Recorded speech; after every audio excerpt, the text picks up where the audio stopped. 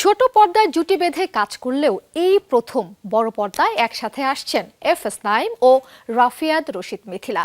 মুক্তি পেতে যাচ্ছে তাদের অভিনীত সিনেমা জলে জলে তারা। নির্মাণ করেছেন অরুণ চৌধুরী। কিন্তু কবে মুক্তি পাচ্ছে সিনেমাটি?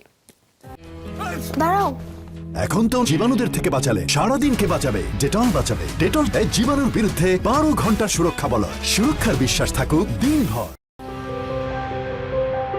জলে জলে তারা নামেই যেন স্নিগ্ধতা, আর স্নিগ্ধতা মানেই সেখানে আছে ভালোবাসা, আছে মানবিক সম্পর্কের ঘ্রাণ।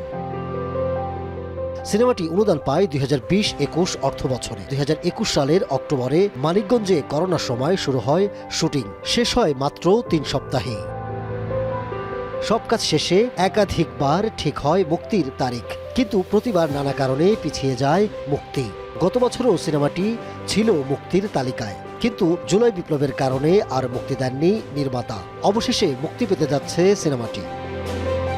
সিনেমায় জুটি বেঁধেছেন এফএস নাঈম ও রাফিয়াত রশিদ মিথিলা। প্রথমবার বড় পর্দায় দেখা যাবে তাদের রসায়ন। এই সিনেমার মাধ্যমে দীর্ঘদিন পর সিনেমায় ফিরছেন এফএস নাঈম। আরও অভিনয় করেছেন ফজলুর রহমান বাবু, মনিরা মিঠু, আজাদ আবুল কালাম, নূর ইমরান মিঠু সহ অনেকেই। সিনেমাটি পরিচালনা করেছেন অরুণ চৌধুরী।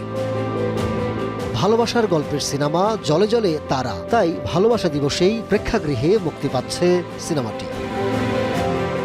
Ahmed Tauquir, showbiz tonight.